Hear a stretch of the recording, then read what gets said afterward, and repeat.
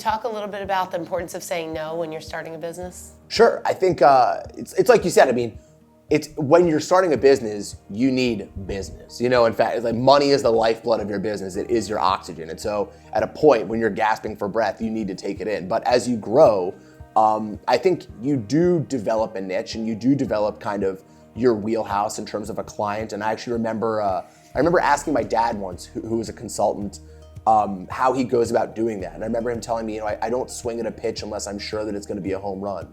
And that's always kind of shaped how I view the clients we meet and the type of people that we bring on and the type of jobs that we take. I want to make sure it's something that not just is a fit for the client, but is something that we are going to do a great job at doing. I want every one of our clients to be a highlight reel client for us. I want every single person to have a program that they're excited about enough to put it on their social media and to put it on their webpage and to email their friends about it. So I want to look for the right fit in a culture standpoint where they have the right kind of workforce and the right kind of management system and everyone's got the right kind of focus. And once I walk into that room and I see that focus is there, I know that's a client that we can work well with. But if it's something that's clearly going to be an afterthought, or if it's something that's going to be a better fit for another operation, I would rather place it there because it's going to do nobody a service to have something that isn't a great fit. We're not going to look great for doing it, and you as an office aren't going to be happy having us there because we're ultimately going to be something that you resent having.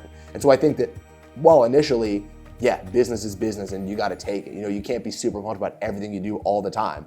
But at a point, you figure out this is what my niche is, this is what my wheelhouse is, and these are the pitches that I can crank out of the park, and those are the ones I'm going to swing at. So what's been your biggest struggle as an entrepreneur?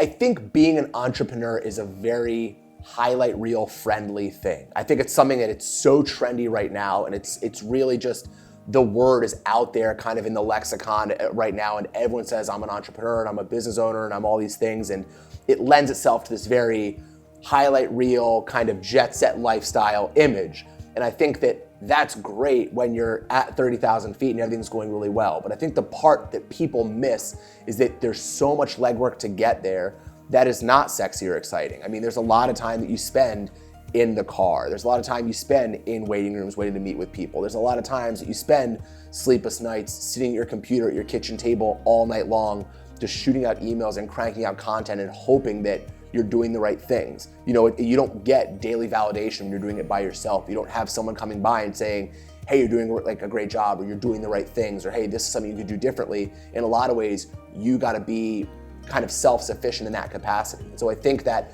it can be a really lonely road, and it can be a really lonely existence, and it lends itself to being anxious and to being upset about stuff. But if you can stay in there, and if you can kind of get through that initial piece of, having that grind lifestyle, that just living in your car, taking the meetings you can take, sending out emails to people, cold calling people, if you can get through that process and get to a point where you start to establish yourself, I can safely say that all the other stuff becomes worth it.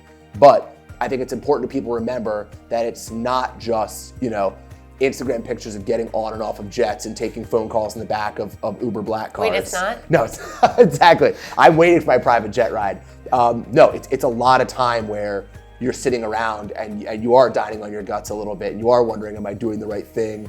Should I start sending my resume out places? I could always go pick something up at a coffee shop, and I'm sure I could probably do that for a living. And that stuff's totally normal. That's part and parcel for the course. It's just about, can you get through that stuff and push through to where you're making something happen on the other side of it. Well, I'm sure your clients are happy that you stuck with it, and I appreciate you sitting down to talk with me. I appreciate it. Thank you so much for having me. Wish you the best of luck. Thanks, man. I appreciate it.